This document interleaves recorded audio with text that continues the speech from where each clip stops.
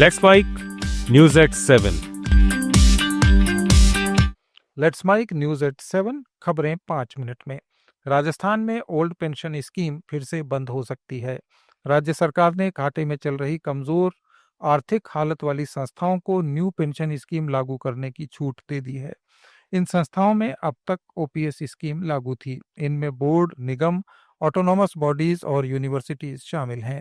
वित्त विभाग ने कमजोर आर्थिक स्थिति वाली संस्थाओं को ओपीएस बंद करने की छूट के लिए आदेश जारी कर दिए।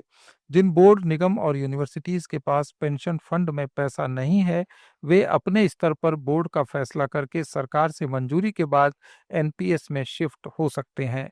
राज्य की पिछली गहलोत सरकार के समय 20 अप्रैल 2023 से ओल्ड पेंशन स्कीम लागू करने के आदेश जारी किए गए थे और कर्मचारियों और पेंशनर्स से ओपीएस में शिफ्ट होने के लिए विकल्प भरवाए गए थे। मिजोरम में बैराबी सेरंग रेल लाइन के उद्घाटन के बाद पर्यटन में खासा उछाल आया है। सेरंग रेलवे स्टेशन पर अब तक 4064 आंतरिक सीमा परमिट जारी हो चुके हैं, जो गैर आदिवासी यात्रियों के लिए अनिवार्य हैं। ये 111 किलोमीटर लंबी रेल लाइन असम के बैराबी को मिजोरम के सेरंग से जोड़ती है।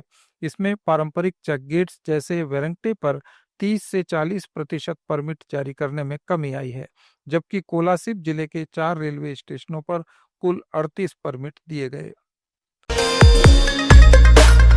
बीआरएस नेता केटी रामाराव ने मांग की है कि बैकवर्ड क्लास के लिए 42% आरक्षण को संविधान की नवीं अनुसूची में शामिल किया जाए, ताकि इसे कानूनी सुरक्षा मिले।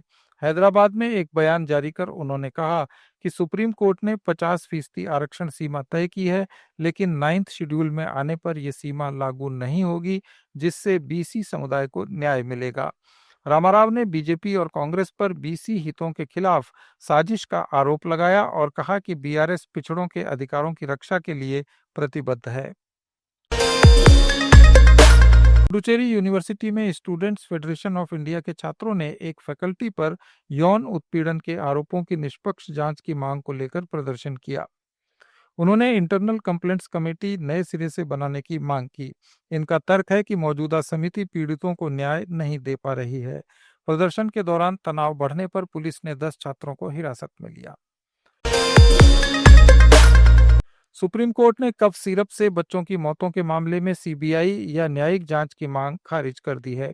वकील विशाल तिवारी ने जनहित याचिका लगाकर इस केस की जांच सुप्रीम कोर्ट के रिटायर्ड जज की अध्यक्षता वाले राष्ट्रीय न्यायिक आयोग या सीबीआई के जरिए गठित एक्सपर्ट कमेटी से कराने की मांग की थी। याचिका में कहा गया था कि केंद्र सरकार को ड्रग रिकॉल पॉलिसी और टॉक्सिकोलॉजिकल सेफ्टी प्रोटोकॉल तैयार करने के निर्देश दिए जाएं। साथ ही अलग अलग राज्यों में ऐसे मामलों में दर्ज सभी एफआईआर को एक जगह ट्रांसफर कर किसी पूर्व न्यायाधीश की निगरानी में सीबीआई की जांच शुरू करवाई जाए। सुप्रीम कोर्ट ने इस याचिका को खारिज कर दिया। जम्मू कश्मीर, हिमाचल प्रदेश और उत्तराखंड में पहाड़ों पर बर्फबारी का असर मैदानी राज्यों में देखने को मिल रहा है। हवा का रुख बदलकर उत्तर दिशा में होने से ठंड ने दस्तक दे दी है। हरियाणा, पंजाब, राजस्थान, मध्य प्रदेश, दिल्ली और यूपी के कई जिलों में रात का तापमान 20 डिग्री सेल्सियस से नीचे आ गया है। सुबह सर्द हवाओं के साथ हल्का कोहरा भी नजर आने लगा है। हिमाचल प्रदेश में लगातार 4 दिन बारिश और बर्फबारी के बाद मौसम साफ रहा। हालांकि कुल्लू, लाहौल स्पीति, किन्नौर, चंबा, मंडी, कांगड़ा और शिमला में अभी बर्फ की चादर बिछी है। लाहौल स्पीति के केलोंग में कल सबसे कम तापमान -1 डिग्री सेल्सियस दर्ज किया गया। कुकुम सेरी में ये -0.9 डिग्री सेल्सियस रहा।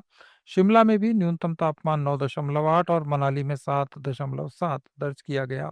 मनाली लेह हाईवे दारचा और सरचू के बीच लगातार चौथे दिन बंद रहा। कोकसर से पलचान, रोहतांग दर्रे से मनाली, कोकसर से कुंजुम टॉक तक की सड़कें भी बर्फबारी के कारण बंद हैं। आप सुन रहे थे Let's Mic more than radio.